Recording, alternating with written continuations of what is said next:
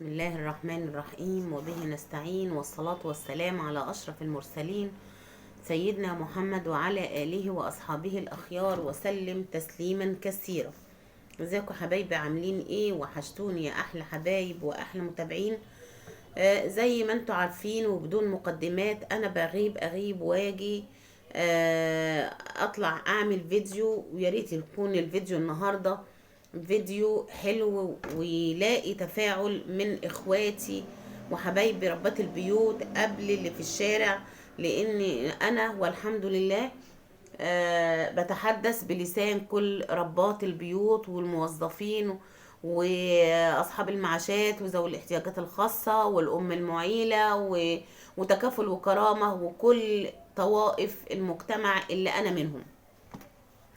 طبعا عندنا هنا خبر كده انا شفته بخصوص رمضان. كل سنة وانتم طيبين، ويعودوا علينا وعليكم وعلى اخواتنا المصريين واخواتنا في القطاع وفي كل مكان بالصحة والسلامة والعافية.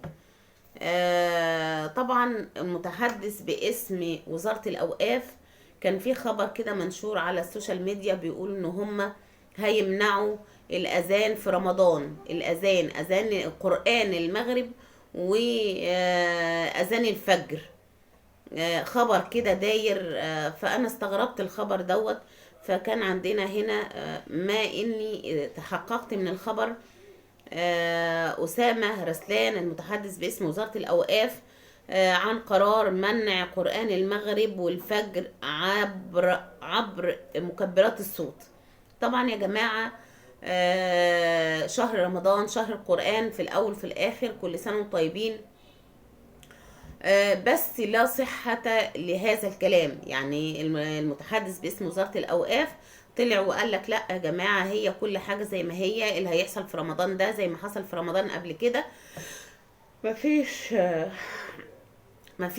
مفيش أذان هيتمنع ومفيش قرآن هيتمنع، بس هيبقى فيه يعني عايزين يعملوا عدم غلوشة على المساجد وبعضها.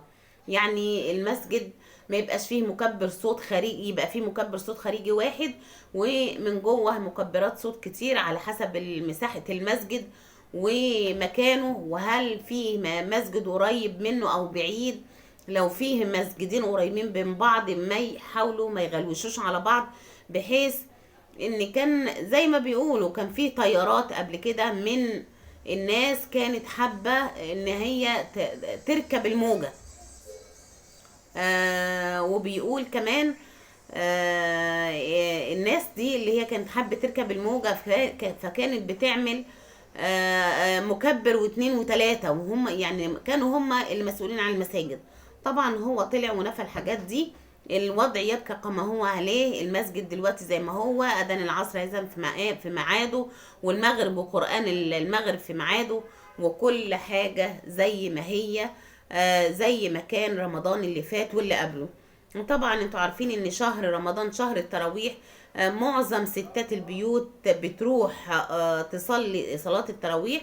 انا شايفة ان مفيش تغيير ان شاء الله، ويكون رمضان خير علينا وعليكم ان شاء الله، ونسمع اخبار كويسة واخبار حلوة.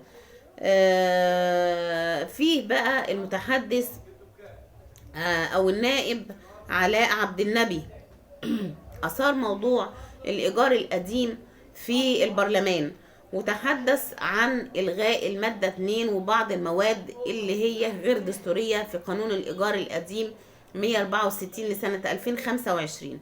طبعا احنا من فترة اتكلمنا وقلنا ان بعض النواب بتقترح، كلها اقتراحات يا جماعة لحد دلوقتي. انا عايزة اقول برضو ان انا مش حاسة بعد اللي حصل ده، وبعد قرار لجنة الحصر وطلع في محافظة القاهرة، ودي كانت أكبر محافظة على مستوى مصر، جمهورية مصر العربية هي محافظة القاهرة في الإيجارات القديمة. من ساعة قرار الحصر ده ما طلع، من قرار لجان الحصر طلعت وقالوا ان احنا هنبقى منطقة متوسطة او منطقة اقتصادية او منطقة متميزة. وانا مش متفائلة، لان هنا لو كان قرار الحصر اتأخر بتاع محافظة القاهرة، لان زي ما قلت في الاول هي اكبر محافظة فيها قطاع كبير من الايجارات، قطاع كبير جدا من الايجار القديم. يليها بقى محافظة اسكندرية والقليوبية والمحافظات المجاورة ليها، او محافظة الجيزة كمان بعدها.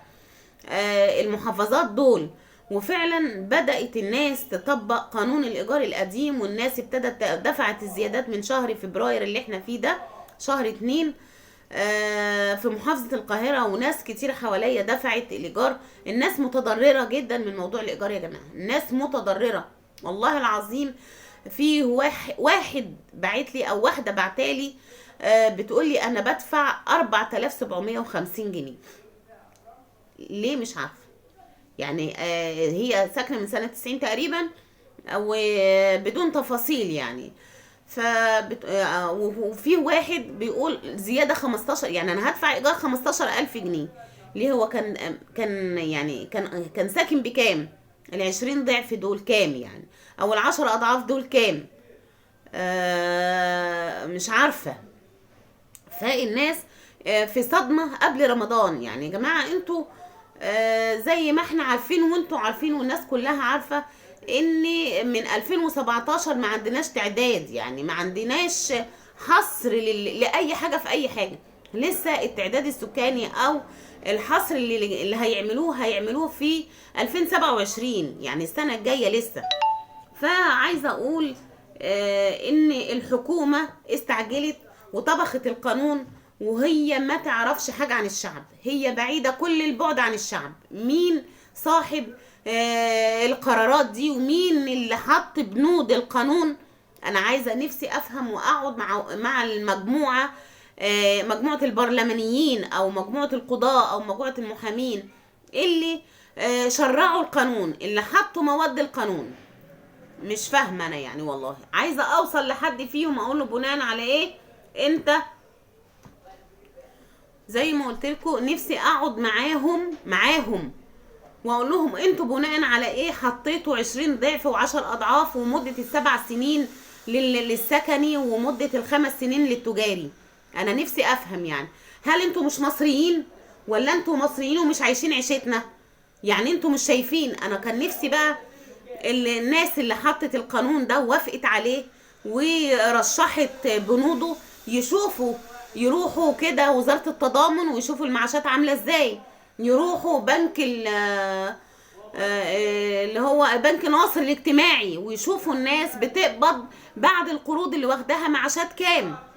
يعني يروحوا معظم المصالح الحكومية والقطاع الإداري في الدولة اللي الرئيس السيسي ما عادش بيعين حد، ويشوف المرتبات كام. هل المرتبات هتضاهي الزياده اللي حاصله؟ يعني انا زي ما قلت لكم انا كنت بدفع ايجار 100 جنيه في 10 اضعاف بدفع 1000 جنيه. يعني ادفع 1000 جنيه ليه؟ لحد جالي ولا شفت لجنه الحصر ولا اي كان في كان. بناء على ايه ادفع 1000 جنيه؟ بناء عليه بحد ادنى يعني هو 250 جنيه، انا بدفع 250 جنيه. لكن انا من سنة 90، وعايزة اقول الناس فعلا اللي اتظلمت في موضوع الايجار القديم دوت، اللي ساكنين من سنة 90 او من سنة 85، يعني من 85 وانتوا طالعين لحد التسعينات لحد 31 يناير سنة 96. الناس دي كانت بتدفع، اللي بيدفع 70 جنيه واللي بيدفع 80 جنيه واللي بيدفع 100 جنيه لحد 96 ناس دافعه 200، يعني اضربهم في 10 اضعاف. يعني لو بتدفع 200 جنيه هتدفع 2000 جنيه. واقسم بالله واحده بتقول لي انا معاشي، انا ارمله ومعاشي 2200، لما ادفع ايجار 2000 جنيه اكل عفوا لا اكل بكام واتعالج بكام وعندي عروسه على وش جواز بكام؟ انا مش عارفه. ويعني 200 جنيه هيقضوها طول الشهر، مع الحكومه بتديهولها ازازه زيت وكيس سكر، وشالوا بنتها كمان من التموين.